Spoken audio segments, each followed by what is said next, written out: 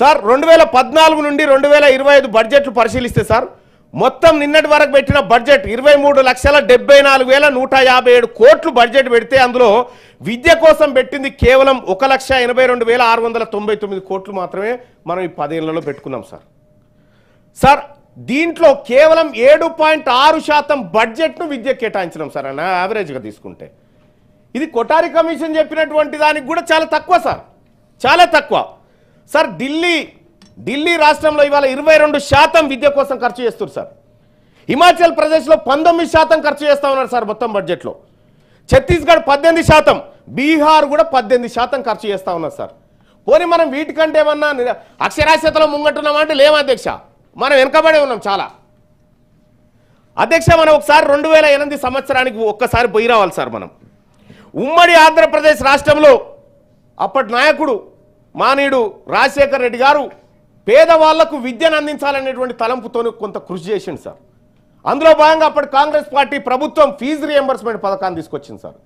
2008 ఆగస్టులో అనుకుంటా సార్. తీసుకొస్తే ఆ ఆ ప్రభుత్వం లక్ష్యము ఆ నాయకుడు ఆలోచన కరెక్ట్గానే ఉంది సార్. కానీ ఇబ్బడి ముబ్బడిగా ఇంజనీరింగ్ కాలేజీలు పుట్టినాయి సార్. ఇక ఇబ్బడి ముబ్బడిగా ఇంజనీరింగ్ కాలేజ్ పుట్టి ఈ ఫీజు రియంబర్స్మెంటు ప్రభుత్వ ఖజానాలోంచి నేరుగా వాళ్ళ ఖజానాలోకి వెళ్ళిపోయింది. ఈ పోరగాళ్లకు అందులో ఫ్యాకల్టీ సరిగా ఉండరు, చదువు చెప్పే సార్ ఉండడు, అందులో చదివిన పోరడే సీనియర్ పోరడు జూనియర్కి చెప్పాలి. ఈ పరిస్థితిలో కొద్ది కాలేజీలు మినహా దాదాపు ఎక్కువ కాలేజీల్లో పట్టాలు పొందుకొని బయటకు వచ్చినటువంటి పిల్లలకు స్కిల్స్ లేవని మన ప్రభుత్వమే చెప్తా ఉంది సార్. ఆ స్కిల్స్ నేర్పించాలని యూనివర్సిటీలు కూడా పెట్టుకుంటా ఉన్నాం. ఇవాళ ఫీజు రియంబర్స్మెంట్ రూపంలో ఆనాడు రాజశేఖర్ రెడ్డి గారు ఎంత ప్రయత్నం చేసినా ఇవాళ దినదిన గండం నూరే లాయిస్ అన్నట్టు ఫీజు రియంబర్స్మెంట్ బకాయిలు పాపం పెరిగినట్టు పెరిగిపోయినాయి.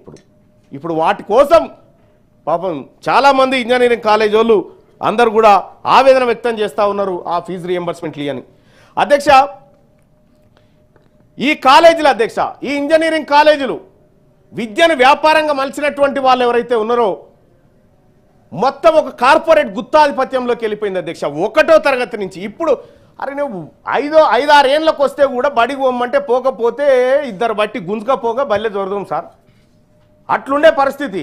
ఇవాళ 1-2 ఏళ్ళు రాగానే వానికి ప్లే స్కూలు ఆడుకునే స్కూలు సరే రావాలి అధ్యక్ష. ఇప్పుడు ఉన్నటువంటి కాలంలో పిల్లలు నేర్చుకుంటే తప్పేం కాదు. కానీ అధ్యక్ష ఎంత ఘోరం అంటే చిన్న పిల్లలకే నేను మా పాపను ఒక దగ్గర పంపించిన సార్. అప్పుడు అంగన్వాడీలో చేర్పిద్దామంటే 3 ఏళ్ళు ఉండాలంటే నేను చేర్పే అవకాశం లేకుండే సార్. 3 ఏళ్ళ వయసు ఉండాలంటే ఓ ప్రైవేట్లో చేర్పించిన సార్. ₹1,00,000 అయినాయి సార్. ₹1,00,000 అయితే వాళ్ళకి తీసేసిన సార్ ఇవాళనే మొత్తానికి. మళ్ళీ ఏమన్నా వస్తాయంటే ఏమీ రావు సార్, పిల్లలకి ఏమీ రావు.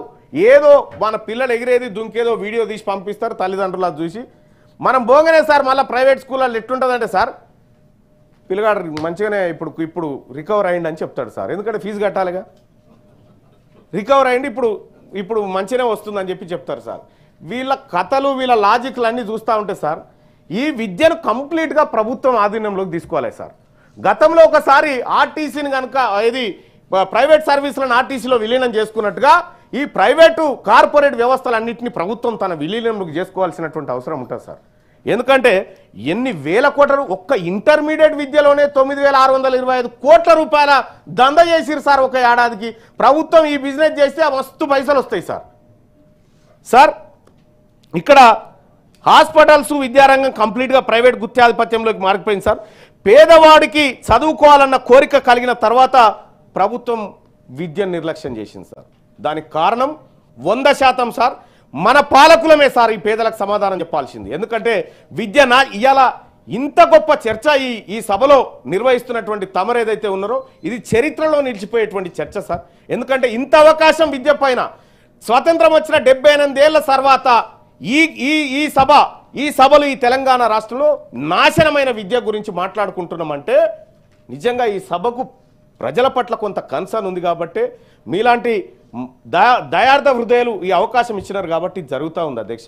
లేకపోతే అసలు ఈ చర్చలు ఉండే అధ్యక్ష ఎవడు పట్టించుకున్నాడే లేదు అధ్యక్ష.